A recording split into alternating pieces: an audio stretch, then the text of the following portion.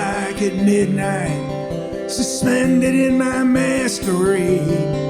I combed my hair till it was just right and commanded the night brigade. I was open to pain and crossed by the rain, and I walked on a crooked crutch. I strolled all alone through a fallout zone, came out with my soul untouched. I hid in a cloud and ran for the crowd. When they said sit down, I stood up.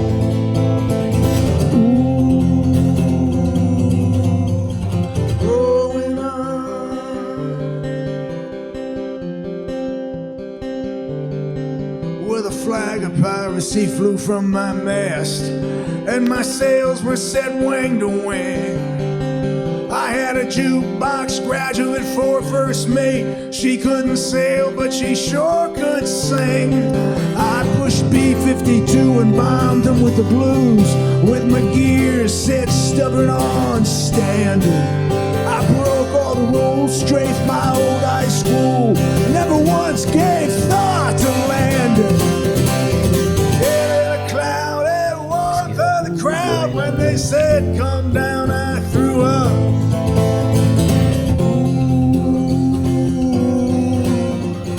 Growing up.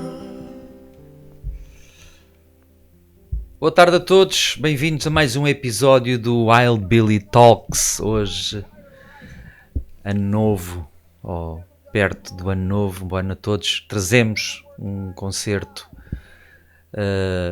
de um homem a revisitar a sua própria lenda.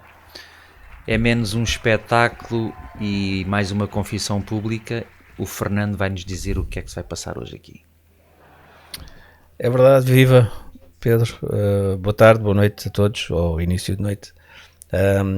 Hoje estamos a falar do Springsteen on Broadway, um espetáculo fascinante, meio recital, meio autobiografia, meio ensaio crítico sobre identidade e memória. É verdade, o Bruce sai da lógica dos grandes concertos de estádio e num registro mais intimista, muito privado, se é que assim se pode chamar, num teatro na Broadway com cerca de 900 espectadores. Ele faz quase que um monólogo teatral com a sua guitarra e o seu piano e revisita, digamos que, toda a sua história, desde a infância até aos tempos atuais. Exatamente. Portanto, ao longo deste episódio, pessoal, vamos percorrer o espetáculo da Broadway, que está lançado oficialmente, foi lançado na Netflix e está disponível para todos. Vamos revisitar o espetáculo canção a canção, vamos falar um pouco sobre cada tema e o que é que esses temas significam dentro daquele contexto do espetáculo da Broadway. Exatamente.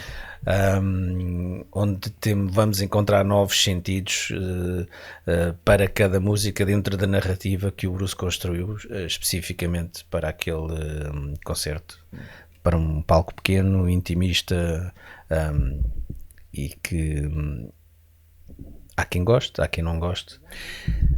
É o registro que ele escolheu nesta fase da carreira, naquela fase da carreira dele. Já está a fazer cerca de 8 anos. É verdade. Portanto, na verdade vai a caminho dos 9.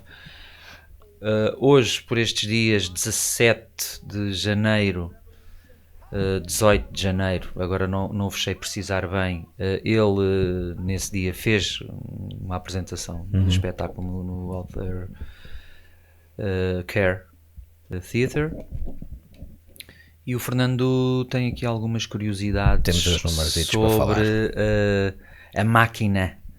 Apesar de ser um espetáculo para poucos espectadores, aquilo foi uma máquina muito bem sucedida, digamos, máquina entre aspas. Ninguém previa. Isto começou como, aliás, tu lembraste há pouco e bem, que isto começou como, entre aspas, uma brincadeira numa recepção do Obama. Na Casa Branca. Na Casa Branca, onde o Bruce foi agraciado com uma medalha. E o Obama deu-lhe a ideia, tu devias fazer isto um espetáculo, de certeza que Mostrar ao público. o que acabaste de fazer. O Bruce na altura achou talvez fosse uma boa ideia e realmente para mim foi. Isto é um espetáculo fascinante, onde conseguimos ver o homem e desmistificar alguns mitos que nós tínhamos sobre o artista. Portanto, foi muito interessante este espetáculo, no meu ponto de vista, e por isso é que vos trazemos hoje o nosso ponto de vista. Sim. Esperamos que também seja o vosso. Também uma espécie de recordatório para os nossos amigos, é e para quem já lá vai uns tempinhos. Para quem já o ouviu e viu, e acho que é interessante toda essa estatística que tu aí trazes. Ora bem, tenho aqui muito rapidamente alguns números para vocês verem. Isto era para ser uma residência muito curta, de 8 semanas no Alter Care na Broadway, em Nova York. Isto era 3 de outubro de 2017, abriu a 12. Portanto, como disse, era para ser muito curto, 8 semanas. Acabou por se estender até 15 de dezembro de 2018. Sim. Sempre no mesmo teatro, 5 dias por semana. Todas as noites o Bruce lá estava. Portanto, fez 236 espetáculos na primeira residência. O teatro tem 960 lugares. Ele encheu todos os espetáculos praticamente. A lotação esgotada. Estavam todos, quase todos. Foram raros os que não tiveram lotação esgotada. Portanto, ele vendeu mais de 223 mil bilhetes, o que é impressionante para um único artista num formato tão intimista. Financeiramente isto foi brutal, foi um fenómeno. Aliás, não há nenhum espetáculo na Broadway que consiga bater o espetáculo do Bruce. O que isto quer dizer, isto é... Estamos a falar de quanto? Deixa lá ver, uma receita rondou os 2,3, 2,4 milhões de dólares por concerto em bilheteira. O preço médio de bilhete acima de 500 dólares. Portanto, é o recorde na Broadway. Baratinho. Foi extremamente caro. Eu tentei comprar bilhetes, não consegui. Quem foi a este espetáculo sabe que era complicadíssimo arranjar bilhetes. Felizmente conheço alguns dos nossos fãs aqui em Portugal que foram ver este brilhante espetáculo e de certeza que mantêm grandes recordações. Terem visto ao vivo esta peça de música, de cultura. Ele depois também fez uma segunda leg, não foi? Mais curta. Em 2021, após a pandemia, o Bruce voltou a fazer uma série de 31 espetáculos. Nesta vez já não foi no Alter Care, foi no St. James Theatre, entre 26 de junho e 4 de setembro. Todos, obviamente, com lotação esgotada. Ou seja, aquilo que acabou por ser uma experiência, uma coisa muito experimental, acabou com um marco industrial, portanto, recordes de receita, recebeu um Tony Award pelo espetáculo. Foi uma série muito longa de espetáculos que seria apenas 8 semanas, durou quase uma eternidade. Foi felizmente filmado e posto cá para fora para nós podermos apreciar todos, porque houve muita gente que quis ir ver e não ficou na lista waiting list. Eu também tentei. Eu também tentei e não consegui. Não consegui. Ora, o espetáculo abre com Growing Up, digamos que é uma escolha programática propositada, quase que um aviso ao público que a história de que conhecemos não é exatamente a história toda. E ele fala sobre todo o seu processo de... em 12 minutos da música, sensivelmente, não é? Ele fala sobre o seu processo de crescimento a partir de como é que começou a tocar guitarra, como é que a mãe lhe alugou uma guitarra japonesa e ele achou que era... ver se ele tinha jeito. Fala também sobre o primeiro contacto com o Elvis, o seu novo herói, e faz uma resenha nesta fase do espetáculo desde o início da sua carreira amadora, no quintal com os amigos a fazer um espalhafato para os amigos porque tinha uma guitarra e queria mostrar que poderia ser uma futura rockstar, Conseguia mas ser. nesse dia não conseguiu tocar propriamente bem. Mas fez as poses. Mas fez as poses e ficou com a imagem do Elvis na cabeça Sim. para estudar o seu herói, como ele diz em determinada fase do discurso da história que conta. Só aqui um breve parênteses. Nós não vamos poder passar nenhuma imagem do concerto que está disponível na Netflix e que foi editado em DVD posteriormente, que certeza muitos de vocês têm, mas nós na emissão ao vivo não vamos poder passar por uma questão de direitos de autor, não sermos bloqueados na emissão. Portanto, apelo à vossa compreensão. Temos realmente em música de fundo o espetáculo da Broadway, o Growing Up a tocar neste momento, é a canção que abre. Na versão original, a canção fala sobre a fuga, a rebeldia juvenil, pura energia. Aqui o Bruce olha para trás e diz: crescer não é libertação, é a consciência de quem se inventou. Exatamente. Ele assume aqui que aquilo que nós pensamos que o Bruce retrata são experiências. Muitas vezes ele inventa a personas para poder escrever ou relatar aquilo que lhe vai na cabeça. Exatamente. Digamos que é uma mensagem de que a juventude aparece como uma fixação. Uma ficção. Como um mito, digamos que uma porta que se abre para tudo o que vem a seguir. E ele toca Growing Up com bastante sentido de humor e retrata de facto a história do início da vida dele. Aconselhamos a ouvir o espetáculo. Já voltamos, Fernando. Vamos só ouvir aqui um bocadinho da próxima secção. Vamos a isso. E já voltamos a falar sobre o significado disto. Vamos a isso. I'd sit on his lap, that big old Buick. We'd steer as he drove through town. Tossing my hair, say, son, take a good look around. This is your hometown. Your hometown. Your hometown.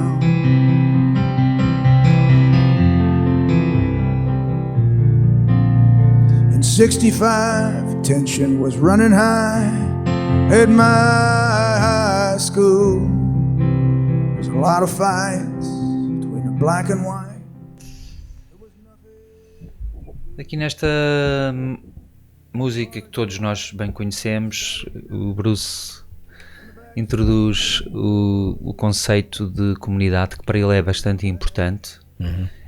A cidade aqui não é um cenário simples, é uma estrutura simbólica, é o contexto que ele descreve como sendo o seu mundo, e ele começou por crescer e dá muito significado, começou por crescer e o seu processo de crescimento na sua hometown, para ele assume um grande significado, porque a sua hometown no fundo era uma rua. Toda a vida dele, a ida à igreja, a ida à escola, a ida ao centro de comunhão, ao centro da catequese, a ir à casa dos tios, dos primos, aquilo resumia-se a uma rua. Portanto, o My Hometown no início da vida do Bruce era uma rua, e isto de certa forma molda a sua identidade e condicionou durante a sua infância o olhar que ele tinha para a sua cidade, não é, Fernando? É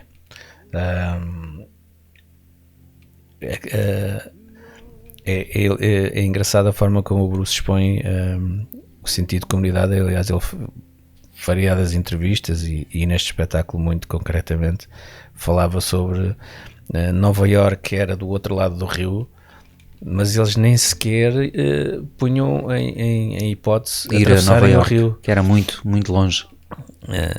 E aquilo é se calhar uma hora de comboio, se tanto. Sim. e é engraçado como a sensação de espaço da comunidade onde ele nasceu e cresceu, é como tu disseste bem, resumia a uma rua, não é? E para aquilo, a proximidade era bastante grande. O mundo era aquilo, não podia haver mais que aquilo. E depois, quando ele começa a crescer, realmente apercebe-se que, espera aí, o mundo é muito maior do que isto. E a minha cidade tem complexidades que eu não me apercebia, não é? Exatamente, há coisas muito mais aterradoras que eu vou ter que enfrentar. E é muito engraçado. Portanto, aqui a autobiografia deixa de ser individual. O lugar da origem entra como uma herança involuntária entre a mobilidade pessoal e o condicionamento social. A cidade torna-se a personagem central. Sim. Não como a nostalgia, mas como a força que organiza o nosso destino. Sim, sim. E na canção ele fala das clivagens sociais que ele depois mais tarde começa a perceber, que no fundo é um retrato daquilo que era a América na altura. Sim. As clivagens e as lutas pelos direitos civis. Ele explica muito bem, metaforicamente, na canção, a questão da clivagem racial. E My Hometown, digamos que depois dele introduzir no espetáculo, eu sou este que cresceu com uma ambição de tocar guitarra, eu sou este que cresceu nesta cidade. E a partir daí ele enceta a história, o encadeamento da história, e depois de falar da sua comunidade, começa a falar da sua família, não é? E o passo seguinte do espetáculo é precisamente um momento emocionante em que ele fala de um membro da família que lhe diz muito que é o pai. Que é o pai, sim. É impressionante como o encadeado desta história, o My Hometown, tem ao ouvirmos esta explicação do Bruce, tem um sentido totalmente diferente. Pois é. Não é? Sim. E realmente faz todo o sentido quando ele agora transita para falar sobre a família, do espaço onde cresceu e começar a falar pelo pai. Vamos ouvir um bocadinho. Vamos. The branches and brambles tore my clothes and scratched my arms, but I ran till I fell, shaking in his arms.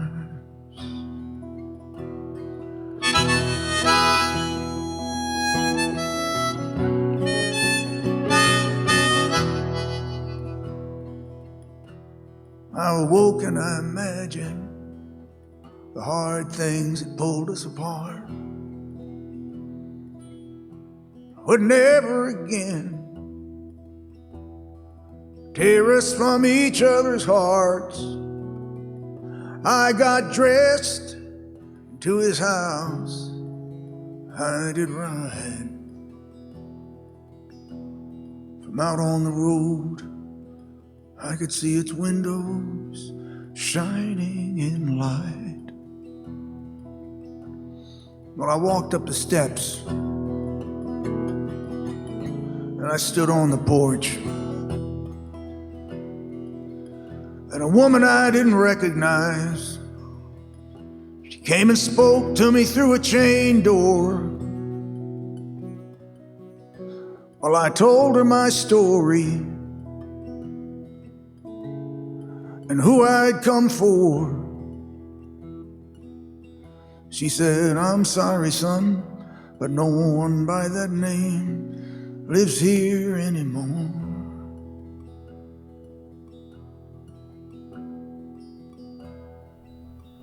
Now those who love My Father's House, é interessante que, e nós já sabemos isso, mas ele transpõe isto para o espetáculo, que não é uma catarse fácil para ele falar do pai, e à medida que ele ganhou maturidade, ele foi aceitando a irresolução que ele constatava que a relação dele com o pai tinha, não é? Portanto, aqui não há uma redenção nesta canção, há de certa forma uma metáfora, como sempre nas músicas dele, onde há uma convivência de conflito, mas nesta canção ele retrata a amargura e a tristeza que tem por não ter tido ao longo da vida uma relação como ele desejaria, não é? Sim, com o pai. Com o pai.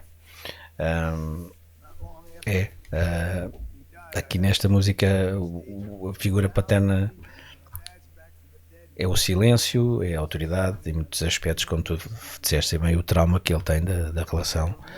Não há catarse fácil. A maturidade aqui é aceitar que a resolução faz parte da vida, não há redenção total. Exatamente. Há convivência com este conflito que vai ter que levar para o resto dos dias. E uma coisa interessante que ele aqui fala, e isto, ele pelo menos revela isto de forma bastante emotiva, que é quando está num espetáculo e pensa no pai e idealiza que o pai estaria a vê-lo e idealiza que vai ter com o pai, olha, estás a ver, pai, eu estou a fazer este espetáculo, estou a fazer isto e eu vejo-te em mim. É um bocado filosófico isto. Pai, eu vejo-te em mim, porque esta gente toda vê-me como um herói e eu a ti também te vejo como um herói. Portanto, tu para mim sou eu, ou és eu, entre aspas.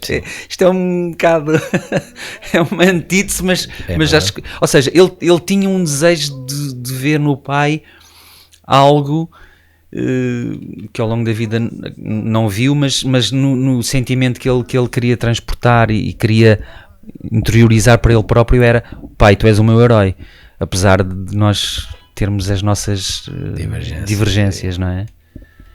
E este é um momento em que ele muito se despe, digamos assim, perante o público e fala sobre isto abertamente. É verdade. Há feridas que não se fecham e o espetáculo tem coragem de ficar neste lugar incómodo que é ter esta ferida aberta que ele carrega. E ele no espetáculo transporta isso na perfeição. O próximo membro da família é quem? É a senhora Adele, que é a grande inspiração da vida dele. Sim.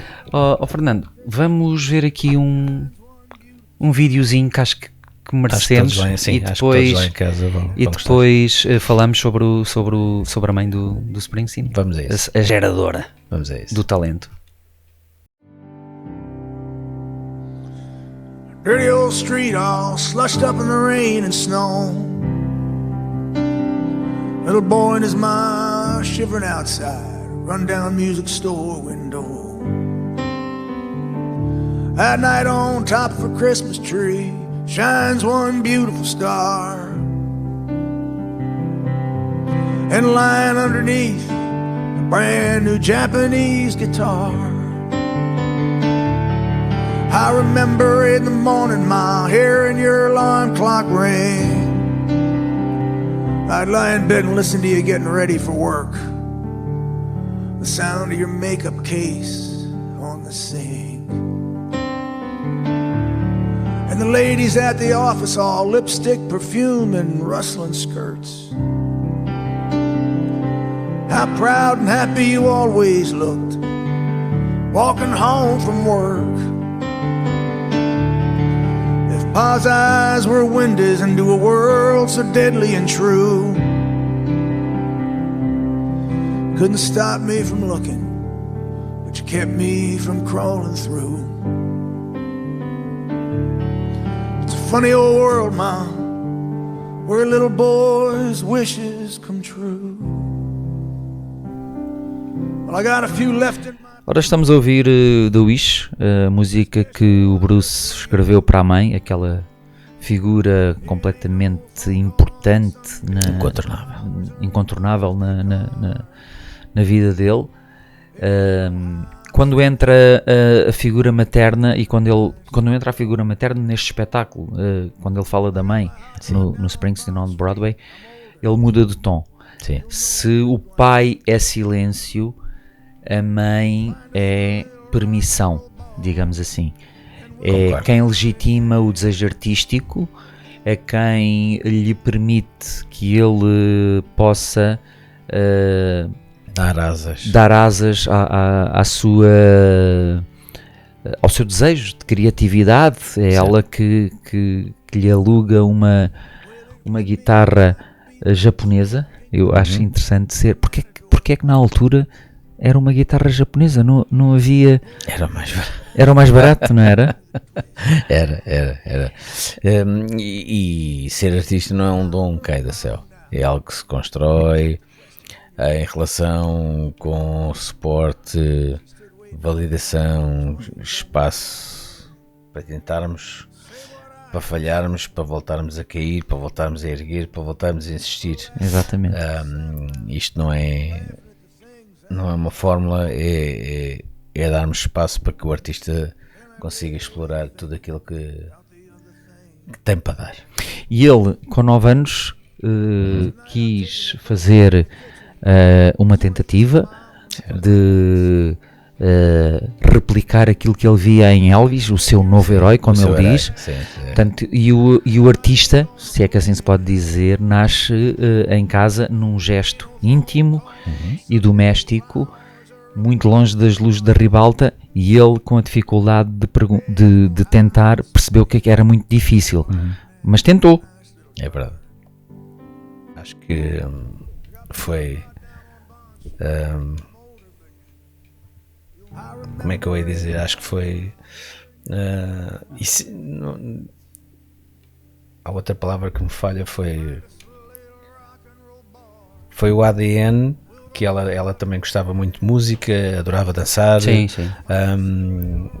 E foi essencial, foi preponderante no crescimento dele como artista e como homem, obviamente. E ele traz-nos no discurso que ele faz no Aftercare, no espetáculo da Ordem. É muito bonito. Para quem ainda não viu este espetáculo, vejam, por favor, que vale muito a pena. Nós não podemos estar aqui a reproduzi-lo na íntegra, como volto a recordar, com muita pena nossa, porque senão seríamos imediatamente bloqueados. Sim. Mas passamos em fundo a música. A música está sempre subjacente está autorizada, digamos assim, mas entre aspas.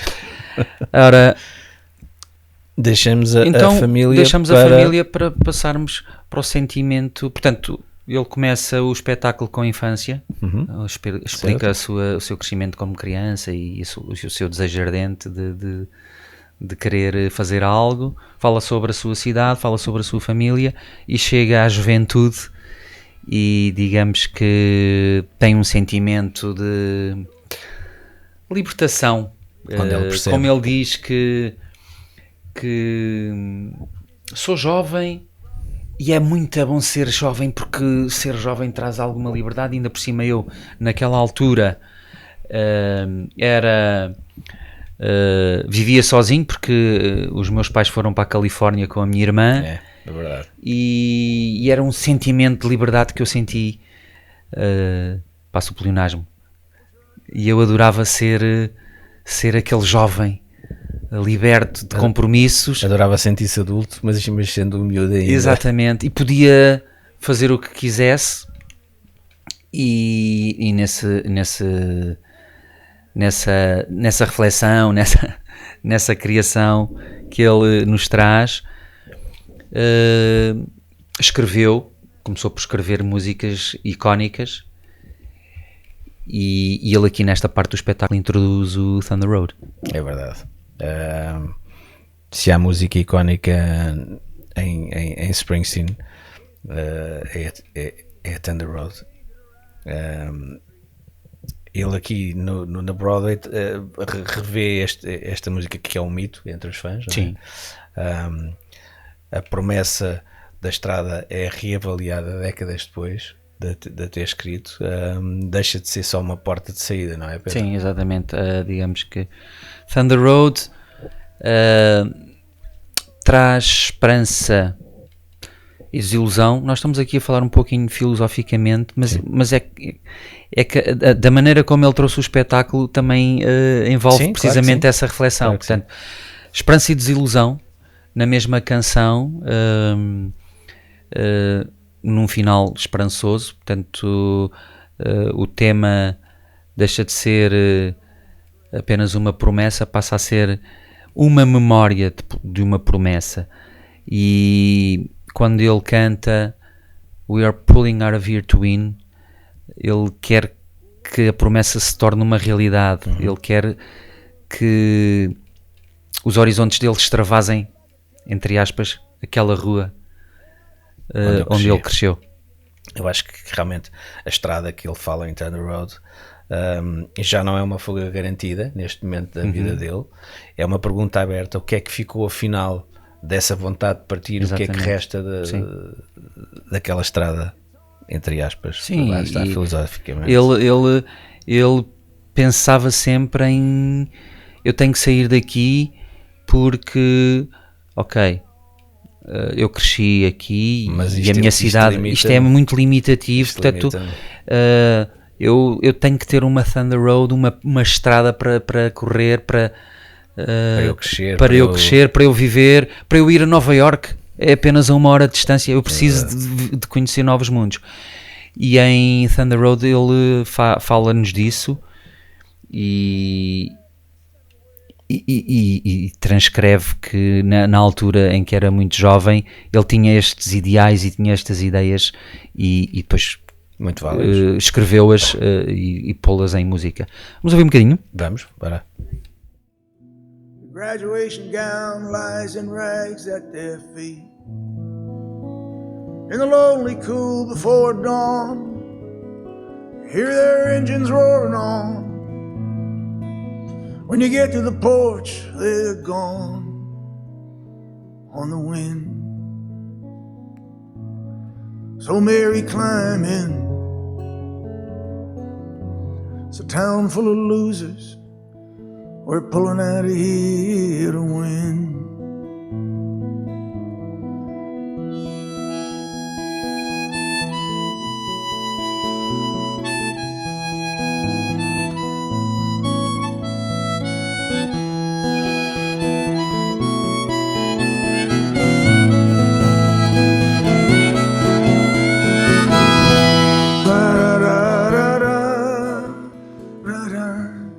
La da da da da da la da da da da la da da la da da.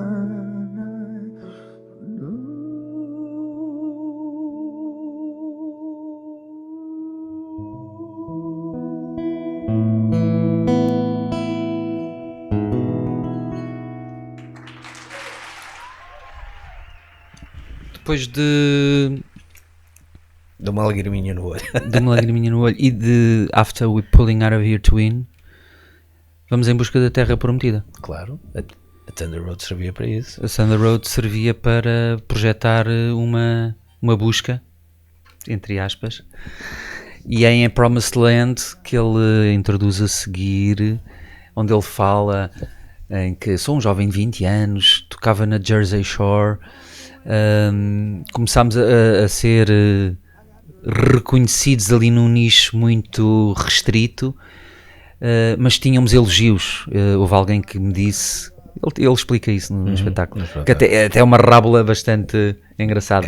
Houve alguém que veio no fim de um espetáculo dizer que vocês são a melhor banda independente que eu conheço, e depois essa pessoa foi dormir com a minha namorada e a história para mim acabou de certa forma triste. Portanto, a namorada arranjou um concerto lá com um agente qualquer ou com um responsável de um sítio qualquer, que depois, vocês são muito bons, mas foi dormir com a namorada do Bruce e ele diz, pronto, e a história para mim acabou. Exato. No que diz respeito à namorada, porque depois ele reuniu a banda e disse, meus caros, nós temos que sair daqui, nós temos que ir procurar outros horizontes, e foi aí que ele iniciou uma viagem com o manager dele, o Tinker, o fabricante de pranchas de surf, e foram pela América fora até à costa oeste em busca da fama, em busca da Terra Prometida. Exatamente, e foi aí que ele descobriu um país lindíssimo que não conhecia. Eu imagino as aventuras que aquela banda viveu naquela carrinha. O Bruce falou já algumas vezes sobre isso, como é que era viverem todos dentro quase de uma pão de forma, não era uma pão de forma, mas era quase. Não é? Sim. Porque eles dormiam, comiam, faziam tudo menos tocar. Só quando não tocavam estavam na estrada, ou estavam a arrumar material ou a desarrumar material. Portanto, eu acho que deve acordar ao som do Big Man a cantar e a fazer o pequeno almoço, os ovos estrelados com o bacon, não sei o quê, dentro de uma carrinha,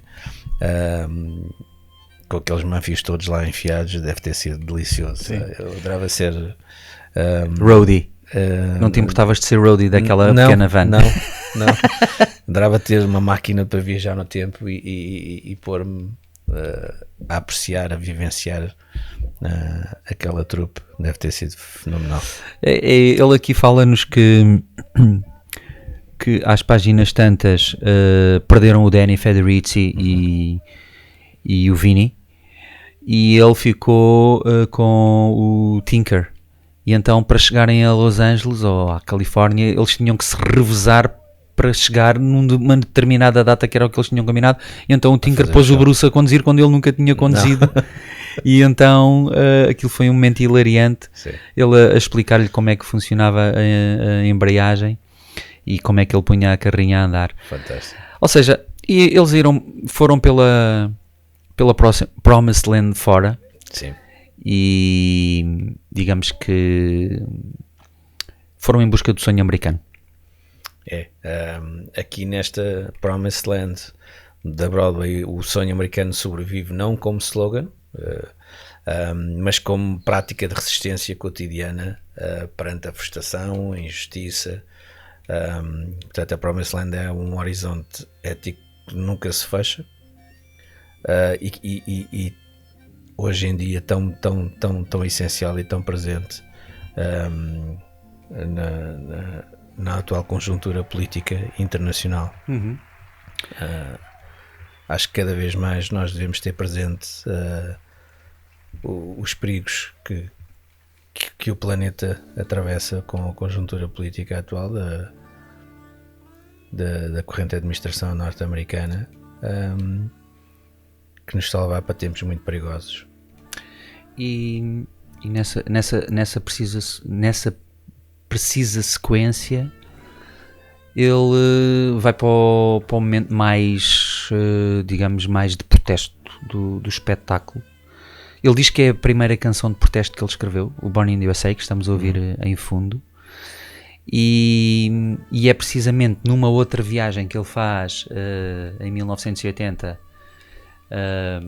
com um amigo pelo Arizona, que conhece o Ron Kovic, que escreveu o livro Born on the 4th of July, e onde ele, digamos que tem um choque, digamos assim, porque no hotel onde ele pernoitou estava lá o Ron Kovic. Ele tinha comprado o livro 2 ou 3 dias antes, ou uma semana antes, a caminho da costa oeste, que ele estava a dirigir-se novamente para a costa oeste numa viagem. Conhece o Ron Kovic, e o Ron Kovic convida-o a ir visitar o centro de veteranos, e ele diz que eu até sou relativamente fácil na conversa e no trato e no à vontade na comunicação com as pessoas, e ele de facto foi levar um banho de realidade quando entrou lá e viu malta da idade dele com imensos problemas, abandonados por um país, digamos assim. Sim. E é assim que surge Born in the USA. O Bruce já falou variedíssimas vezes sobre esta canção. Ele tinha perfeita noção que se safou ao Vietnã, não é? Portanto, ele na altura ficou livre do serviço militar porque foi considerado falta de peso, falta de estrutura para poder ser destacado, mas muitos dos seus amigos foram para o... Temos aqui uma espectadora. A nossa mascota, a Luna. Foram para o Vietnã, muitos não voltaram. Portanto, o Bruce, isto era uma fase da América muito, muito conturbada, onde os veteranos, como tu disseste Sim. bem, foram negligenciados. Todos os sobreviventes da guerra do Vietnã foram negligenciados brutalmente. E esta Born in USA surge como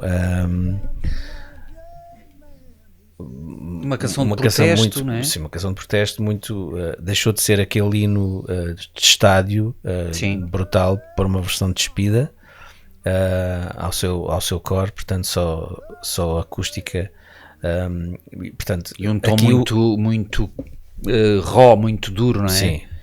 Muito cru. O que inicialmente o Bruce pretendia com esta música, porque foi sempre mal entendida, portanto isto não é um hino aos Estados Unidos, Exatamente.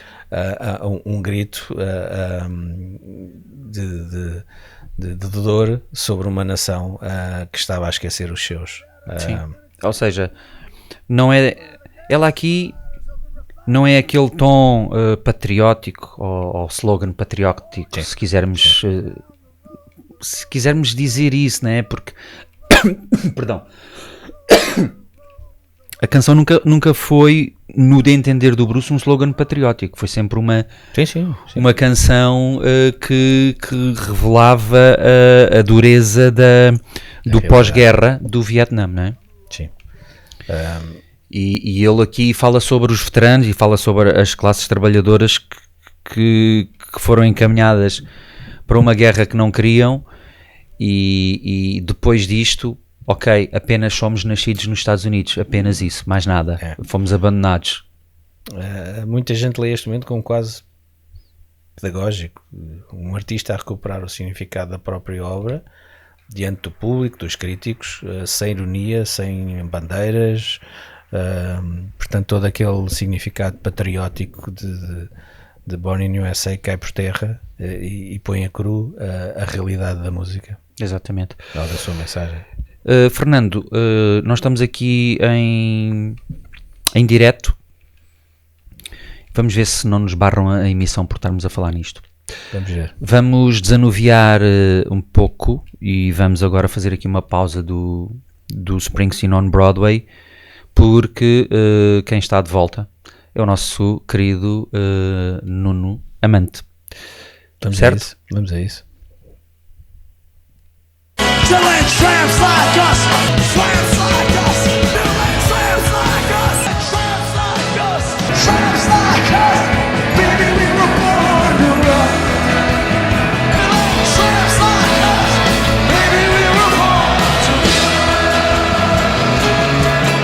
Olá a todos. Desta vez quero contar a história de Steve Satanovskis, um fã de Bruce que teve um encontro imediato digno de um filme. Aliás, esta história começa precisamente na entrada de uma sala de cinema. E Woody Allen, o comediante, ator e realizador, também está envolvido nesta história. Não se sabe muito sobre Steve Satanovskis, aliás, muito pouca informação é pública, mas era sem dúvida um fã de Springsteen. Faleceu precocemente aos 47 anos, mas a sua história na forma como conheceu Bruce é única. Antes disso, estamos de volta à The River Tour. A digressão de apoio ao duplo álbum The River, editado a 17 de setembro de 1980, tem início 2 semanas antes do seu lançamento, a 3 de outubro, no Michigan. Neste primeiro concerto são interpretados 11 temas do novo álbum. Bob Seger faz uma aparição surpresa a fechar o concerto quando se junta a Bruce e à A Street Band no tema Thunder Road, que foi tocado 2 vezes nessa noite. Born to Run haveria de abrir pela primeira vez um concerto, onde até Bruce esqueceu da letra. The River Tour haveria de terminar no ano seguinte, no dia 14 de setembro de 1981, em Cincinnati, Ohio, após 138 concertos e 80 temas. Seria o último concerto de Steven Van Zandt com a Street Band até à Reunion Tour, 18 anos depois, em 1999. Esta história tem início no dia 16 de outubro de 1980, um dia antes da edição oficial do álbum The River. Bruce conta que foi ao cinema sozinho, na véspera de 2 concertos que iriam ter lugar em St. Louis, no Missouri. Quando um jovem simpático, Steve Satanovskis, reconheceu Bruce, ganhou coragem, foi ter com ele e o convidou a ver o filme juntamente com a sua irmã Lisa. Bruce acedeu ao convite e acabaram por ver o filme juntos. Em exibição está o filme Stardust Memories, de Woody Allen, onde o protagonista Sandy Bates, interpretado pelo próprio Woody Allen, é um famoso realizador de filmes de comédia que enfrenta uma profunda crise emocional e artística. Após a morte de um amigo e o fim conturbado do seu relacionamento com uma instável atriz, este começa a questionar o sentido da vida e da sua carreira. Sentindo-se desconectado do humor que o consagrou, decide transformar o seu próprio filme num drama mais sério e introspectivo. Durante um fim de semana no Hotel Stardust, no encontro com fãs que lhe prestam homenagem, o protagonista vê-se cercado por admiradores que insistem para que continue a realizar comédias, ao mesmo tempo que ele próprio deseja explorar temas mais profundos. No filme, existe a busca pela autenticidade artística, a dificuldade em lidar com o sucesso e a relação com o público e a crítica. A relação do protagonista com os seus fãs não é a melhor e Steve Satanovskis, numa determinada ocasião, confronta Springsteen e pergunta-lhe se ele também trata assim os seus fãs. Bruce responde que não. No final do filme, Steve ganha coragem e convida Bruce a ir à sua casa para conhecer os seus pais. A casa fica nos subúrbios e quando lá chegam, os pais de Steve estão ambos no sofá a ver televisão. Ao entrar em casa, Steve diz que está ali com Bruce Springsteen, mas os seus pais não acreditam. Steve puxa o Bruce para o seu lado e insiste: "Este é o Bruce Springsteen." Continuam a não acreditar e Steve vai ao quarto e de lá traz o álbum Darkness on the Edge of Town e o coloca ao lado da cara de Bruce e agora, finalmente, já a sua mãe Sophie acredita. De tal maneira que começa a gritar de contentamento. Durante anos, Sophie assistiu a concertos do Bruce. Numa determinada altura, Bruce dedica-lhe Twist and Shout no espetáculo de 23 de agosto de 2008 em St. Louis. A mãe de Steve e Lisa, Sophie Satanovskis, viveu até aos 92 anos. A sua história pessoal também não é pública, mas ela permanece no imaginário dos fãs de Springsteen como uma pessoa muito simpática que participou numa história curiosa da vida de Springsteen.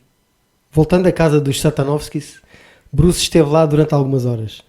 Ao final da noite, Steve daria boleia a Springsteen de volta para o hotel. Bruce haveria de confessar que se sentiu muito bem naquela noite porque eles eram pessoas desconhecidas, mas que o trataram muito bem. Confessa ainda que esta é uma situação que raramente acontece, mas quando acontece, é uma experiência fantástica. No segundo concerto em St. Louis, a 18 de setembro, Bruce haveria de dedicar The Promised Land aos irmãos Steve e Lisa. Eles estavam também nesse espetáculo. Haveriam de assistir a muitos mais daí para a frente. Logo após o final da The River Tour, Bruce haveria de dar início às gravações caseiras que originaram a edição do aclamado álbum Nebraska em 1982. Alguns dos temas gravados farão parte do álbum seguinte, Born in USA, editado em 1984. Mas isso é outra história. E Deliver Me From Nowhere, o filme, conta muito bem. Esta história aqui, o encontro imediato de um fã com o seu ídolo, é sem dúvida familiar a muitos de nós. Quem de nós não imaginou já poder estar ao lado de Springsteen numa determinada ocasião? E percebemos também e sabemos que a relação de Springsteen com os seus fãs é profundamente emocional, leal, respeitosa e duradoura. Assim vamos continuar sempre. Obrigado a todos. Steve asked him, "Are you alone?" He said, "Yes." He said, "Would you care to sit with my sister and I?" And they did. Steve said he didn't even know what the movie was about. He was so nervous because Springsteen sat in the middle between he and Lisa.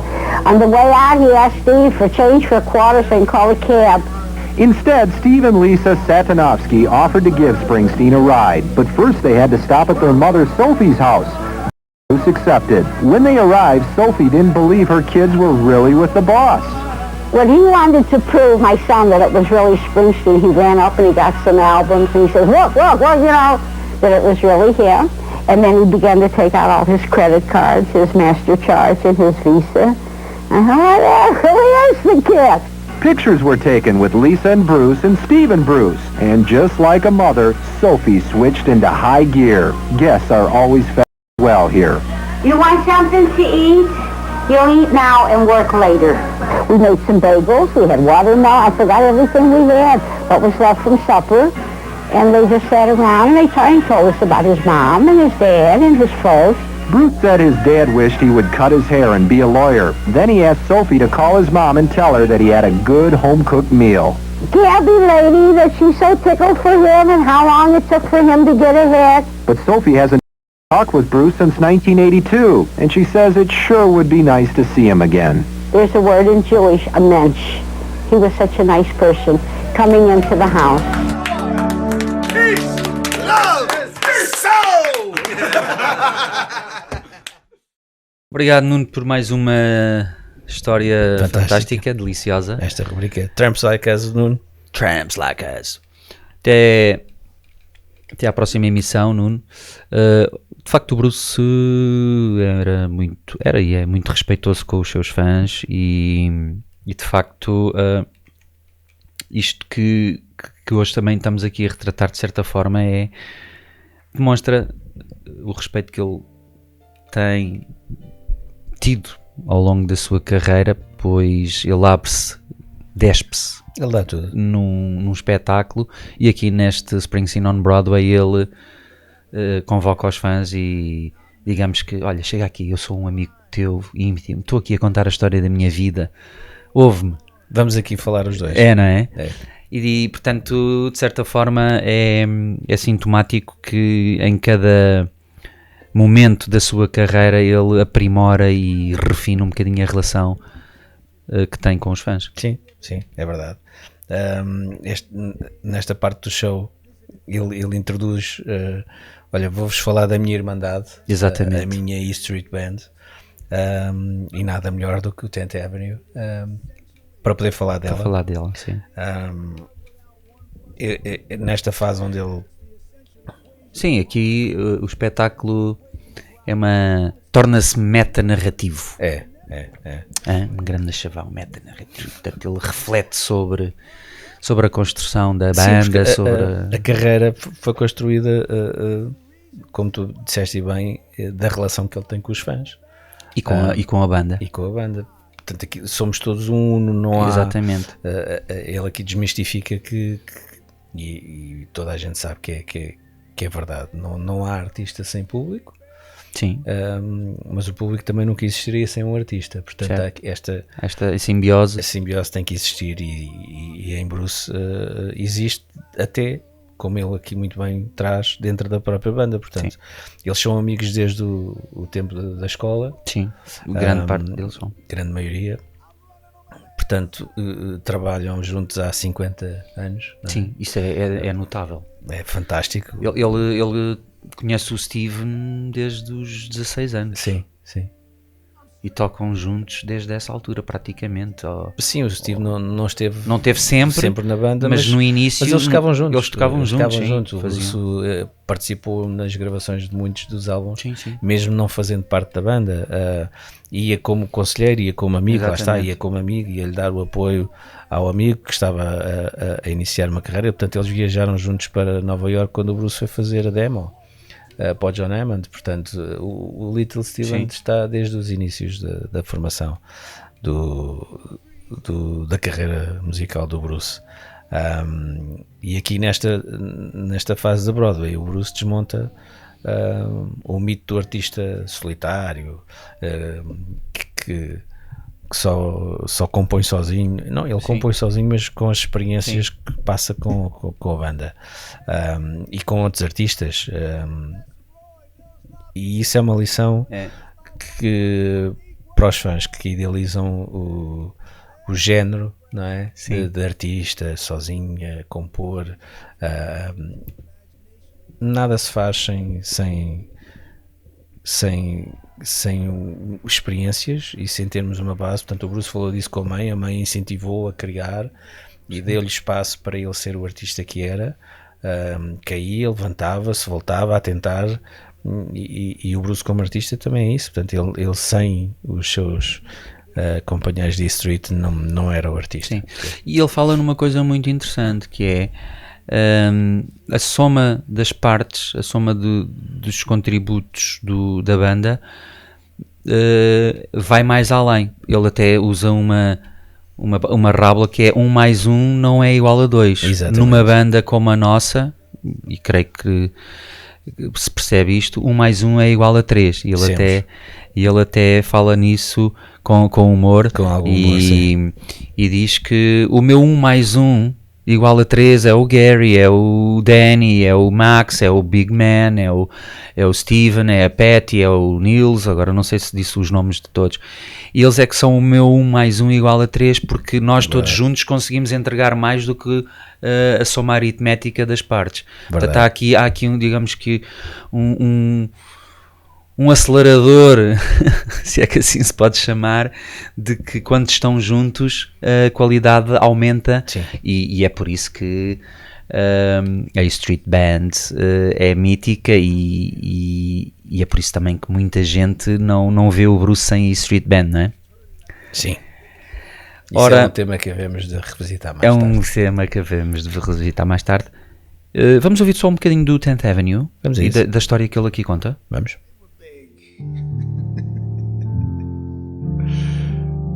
But he was elemental in my life. And losing him was like losing the rain.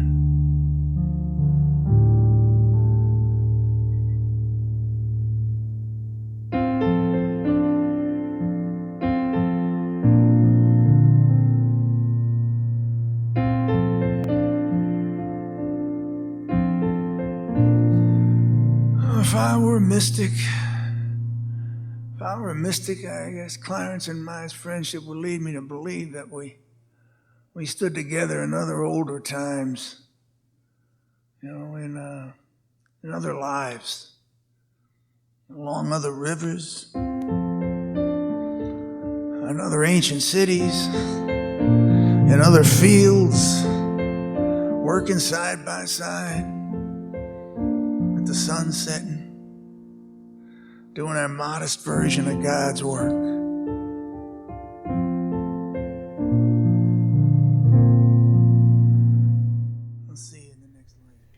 Ora, ele aqui está a falar precisamente sobre um membro icónico da banda, o Big Man.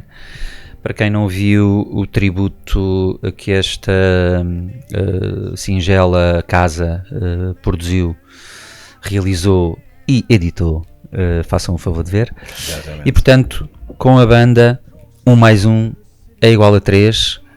The E Street Band é, digamos que, o aditivo que o Bruce entregou e reuniu, produziu, trabalhou com e entregou depois ao mundo com a estoicidade e a qualidade que nós todos adoramos. Verdade. De seguida, ao apresentar a Irmandade e de falar de 1 mais 1 igual a 3, Bruce aproveita esta e fala mais sobre relações e começa a falar das outras relações, da sua relação amorosa e neste caso da Patty, e chama a Patty para o concerto, onde fala de casamento, de confiança, da importância da cumplicidade entre um casal e digamos que o espírito entre ajuda, certo? Sim. E entrega aqui uma performance. Vamos ouvir um bocadinho dessa performance, Fernando? Depois do 10th Avenue, que está a terminar e que nós tão bem retratámos. Nós aqui retratámos bem a mensagem que ele queria passar na fase da Irmandade e da banda. Vamos agora aqui à relação com a Patty e à relação amorosa que ela trouxe para a vida dele.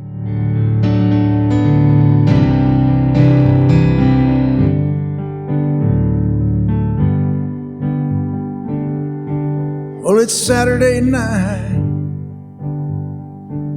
You're all dressed up in blue. I've been watching you a while. Maybe you've been watching me too. So somebody ran out, left somebody's heart in a mess. Well, if you're looking for love, honey, I'm tougher than the rest. Some girls they won't. Ora bem, ouvimos um pouco de Tougher Than the Rest. Portanto, o eixo do espetáculo muda, passa para a intimidade conjugal. O amor aqui não é a redenção mágica, mas uma negociação permanente, sempre cheia de dúvidas, fragilidades e escolha diária e teste diário à relação. Eu acho que essa é digamos que é a tónica de todas as relações, não é? E ele aqui fala que a confiança é uma coisa frágil, mas é o fundamental para que o caminho se possa caminhar, se fazer, para que a relação seja built to last, seja construída para durar. E ele com a Patty encontrou isso, felizmente. Ele teve aí uns dissabores conjugais com a Julianne. Nós já tivemos a oportunidade também de falar numa emissão das nossas, creio eu, em que falámos sobre o Tunnel of Love. Sim. e de certa forma ele repesca o tema do Tunnel of Love aqui neste momento do espetáculo com Tougher Than The Rest, e bem, Sim. porque ele aqui não que precisasse de o dizer, mas reforça a importância que a mulher dele tem na vida dele e Sim, no equilíbrio, faz equilíbrio que lhe trouxe,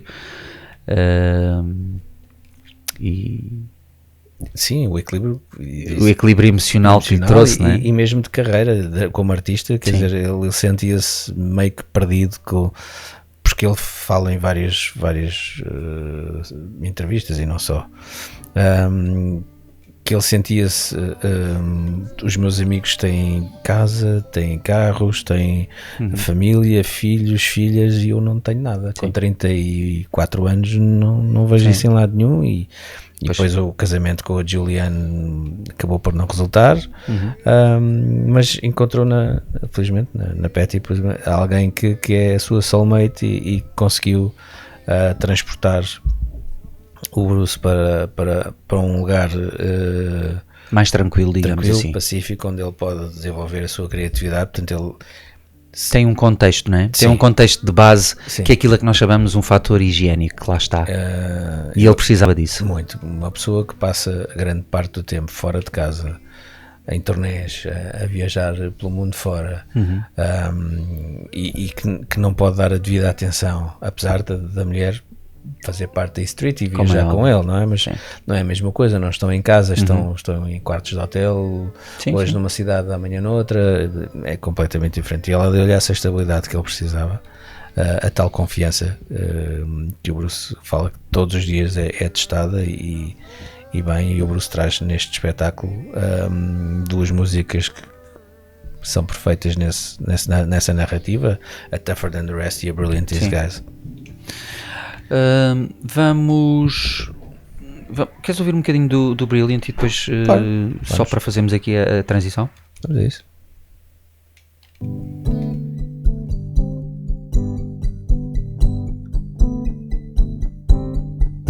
I hold you in my arms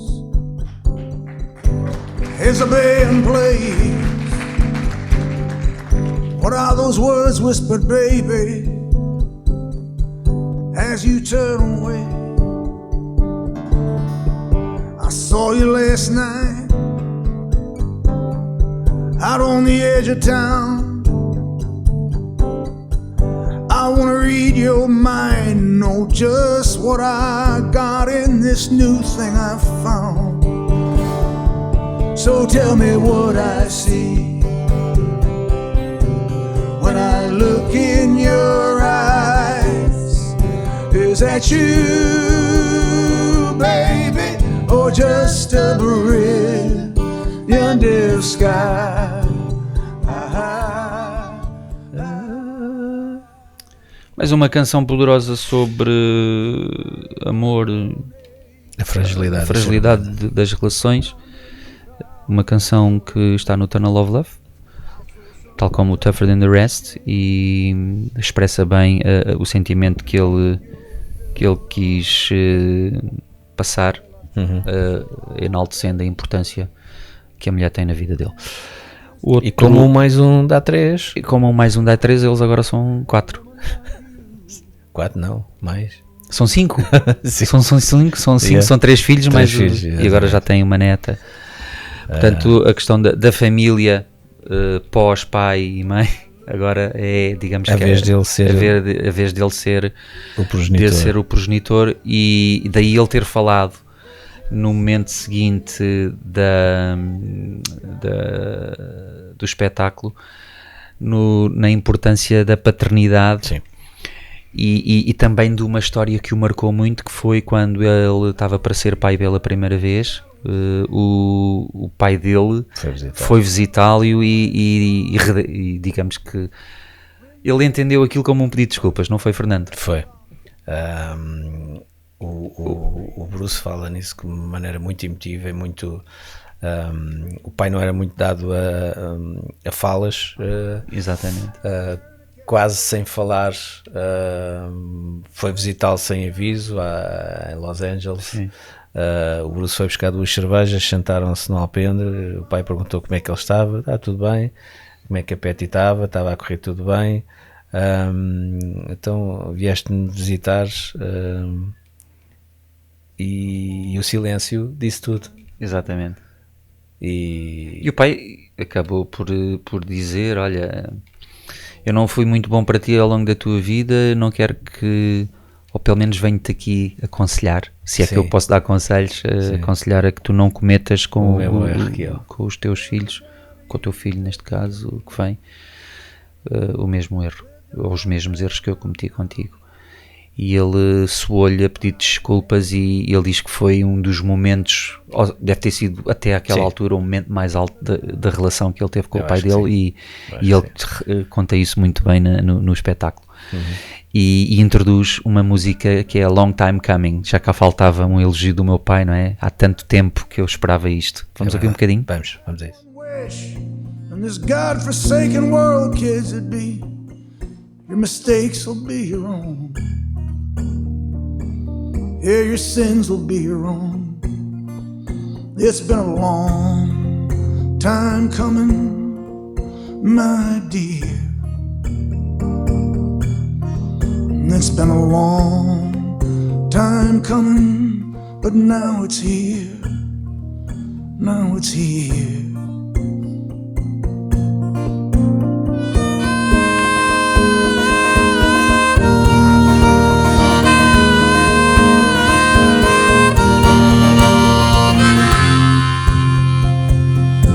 Out neath the arms of Cassiopeia, where the sword of Orion sweeps. It's me and you, Rosie, crackling like crossed wires. You breathing in your sleep. You breathing in your sleep. Fernando, ele aqui até parece que canta com a voz um bocado embargada, com tal a emoção. Tal a emoção, sim. Eu sinto isso, Sim. e quando se viu na Netflix também se transpareceu isso, porque isto de facto é um momento muito, muito intenso para ele, falar sobre o pai e sobre, digamos que, o pedido de desculpas, entre aspas, que o pai foi fazer. Sim. Esta cena é retratada no Deliver Me From Nowhere, mas num contexto um pouquinho diferente, porque no biopic eles quiseram trazer também este momento, mas na verdade foi o que aconteceu na realidade foi quando ele estava para ser pai e ele veio-lhe dizer, olha, peço desculpa. O Bruce pelo menos entendeu isso, né? Peço desculpa por não ter sido um pai tão bom quanto tu. Sim, foi notoriamente uma redenção, um pedido de desculpas. Geralmente o pai sabia perfeitamente que não tinha sido o melhor dos pais. Exatamente. E viu que o seu filho iria ser pai e numa tentativa de, olha, eu percebi tarde demais que deveria ter feito as coisas de outra forma. Que não te aconteça ao mesmo, foi apenas pedir isso, olha, pensa bem que não te aconteça aquilo que me aconteceu contigo. E depois disto, o que é que temos? Temos aqui um momento também que nós até receamos por falar, mas vamos tentar ser softs, não é? Ao Fernando, o que é que nós podemos dizer? Ele aqui introduz uma narrativa em que ele sempre foi, o Bruce sempre foi um ser muito, muito consciente socialmente. Exatamente. Todos os seus espetáculos tinham, desde muito cedo, tinham recolha de alimentos ou de donativos para associações sem fins lucrativos que ajudavam nas mais variadas situações. E também para os veteranos, depois de ele ter... Sempre, desde muito cedo, desde 76, se não estou em erro, que o Bruce ajuda a Why Hunger para recolher donativos para o Banco Alimentar, ou para ajudar veteranos, como bem dissestes, ou para ajudar classes sociais que se viram afetadas pela Grande Depressão e que ficaram sem emprego, cidades inteiras sem emprego. Portanto, ele sempre foi uma pessoa muito, muito consciente socialmente e tentou que nos seus concertos alertar para os problemas das próprias cidades onde ele ia tocar e para as pessoas terem essa faceta de solidariedade social, sim. que é essencial das nossas sociedades. Ele aqui fala-nos também na democracia americana, que é algo que vale a pena lutar por. Sim, o sonho americano, e introduz aqui o The Ghost of Tom Joad, que é uma canção que muita gente não gosta, mas que tem um significado profundíssimo. Sim. Que retrata uma América dos anos 30, 40, pós Grande Depressão. Portanto, a América é um país imenso, com a maior democracia do mundo, e vale a pena lutarmos pela democracia para tentarmos melhorar as condições de vida dos nossos concidadãos. E eu acho que não nos vamos esticar muito mais para não corrermos o risco do senhor lápis azul aparecer por aí. Vamos... Só para terminar, esta viragem sai completamente da narrativa da autobiografia. Sim. Portanto, isto aqui já passa, obviamente, para os aspectos, como falámos, sociais. Disseste bem que ele entra aqui num território lamacento ou pantanoso, chamemos-lhe assim. Porque ele é muito preocupado. Broadway é um espaço lúdico, artístico, e ele traz consciência social para um sítio onde habitualmente não existe. Sim, exato. Mas ele próprio também quer introduzir este tema porque isto faz parte da vida dele, não é? Sim, esta preocupação social que ele tem, isto também é ele. Isto também é ele. Exatamente. Lá está. Tom Joad. Vamos a isso, a ver só um pouco. Look in their eyes, Mom, you'll see me. Well, the highway's alive at night. Where it's headed, everybody knows. I'm sitting down here in the campfire line with the ghost of old Tom Joad.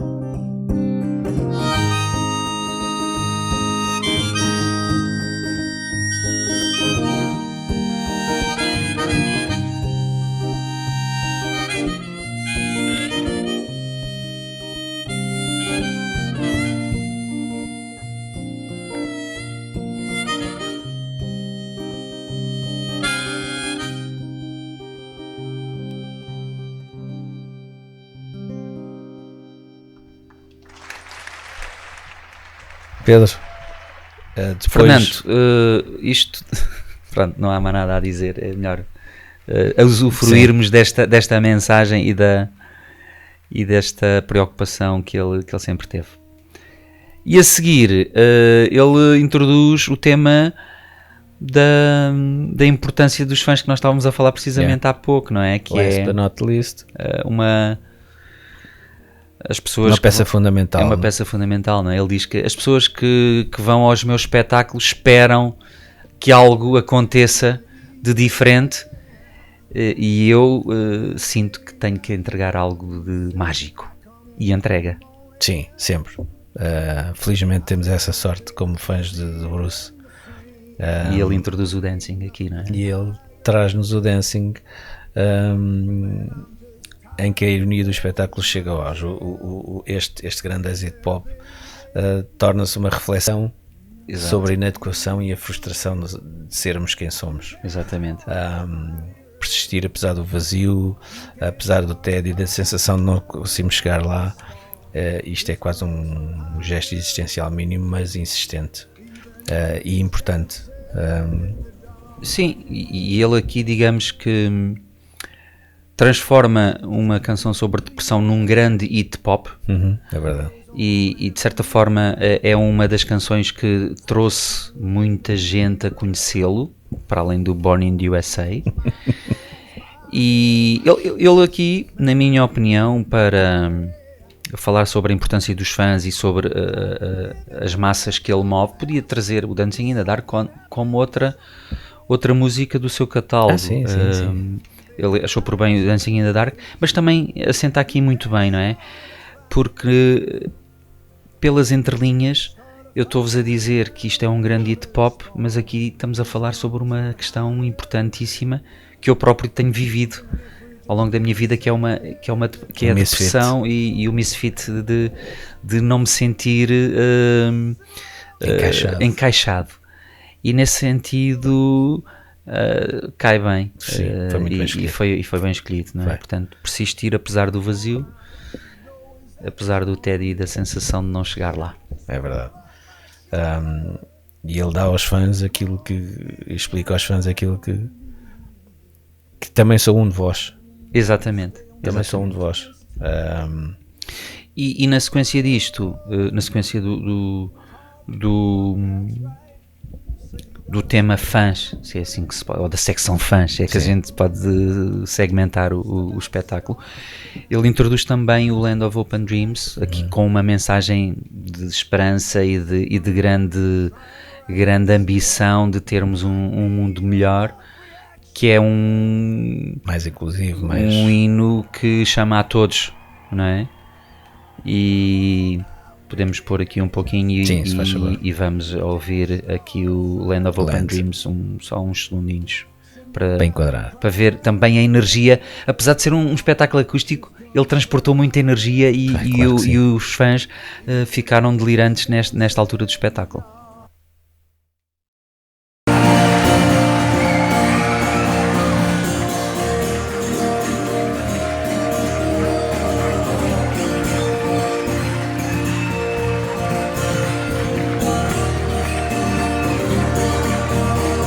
Grab your tea and your suitcase. Thunder's rolling down this track. Well, you don't know where you're going now, but you know you won't be back. Well, darling, if you're weary, lay your head upon my chest. We'll take what we can carry and we'll leave the rest. Well, big wheels roll through fields where sunlight streams. Oh, meet me in a land of hope and dreams.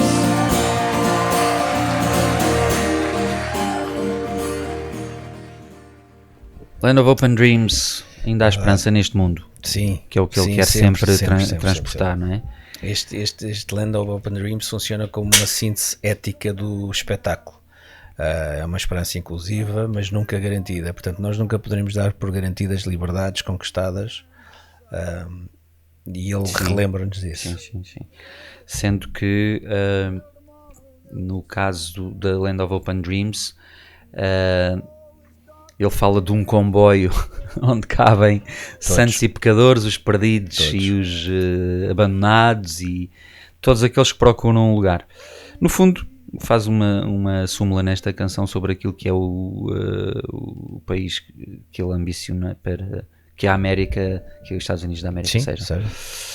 E assim chega ao fim de um espetáculo bastante intimista com uma convocação, digamos assim, uma celebração em que nos traz o fecho com Born to Run. Eu não nasci para ficar ali, eu nasci para correr, eu não posso deixar de escapar de uma cidade pequena, apesar de não renegar ao meu passado. Não é, Fernando?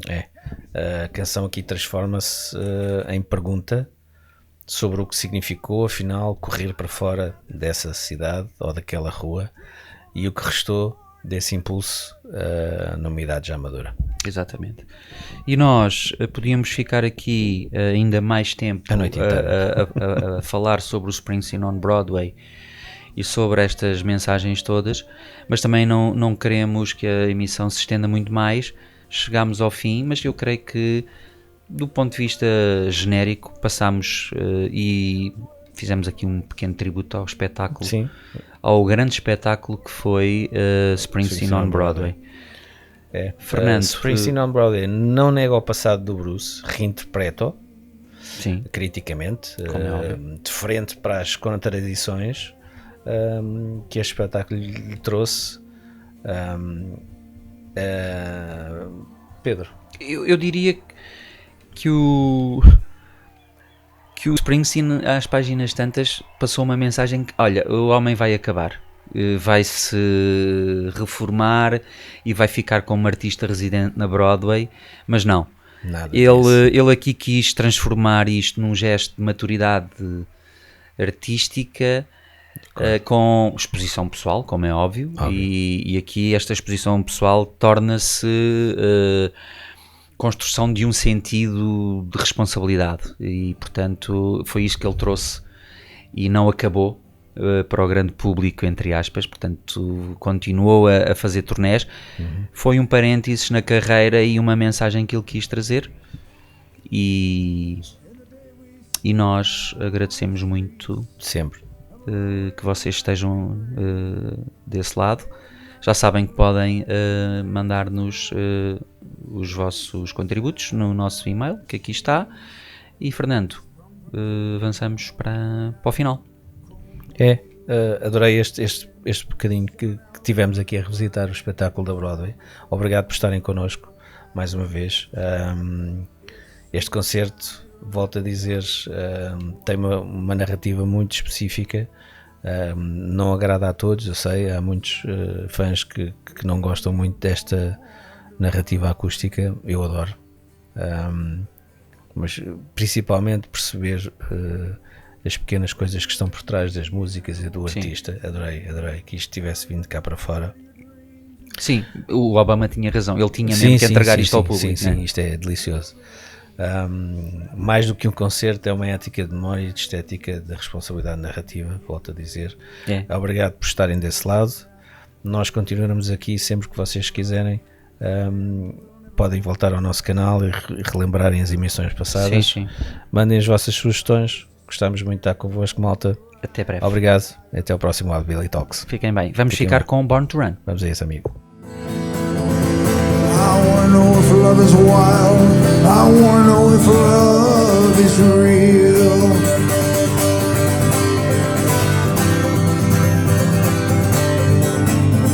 Beyond the palace, hemi-powered drones scream down the boulevard.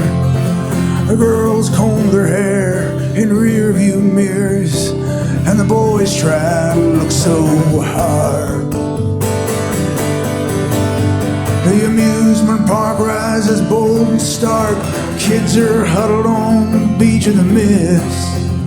I'm gonna die with you, Wendy, on the street tonight, in an everlasting kiss. The highway's jammed with broken heroes on a last chance power drive. Everybody's out on the run tonight, but there's no place left to hide. So together, Wendy, we'll live with the sadness.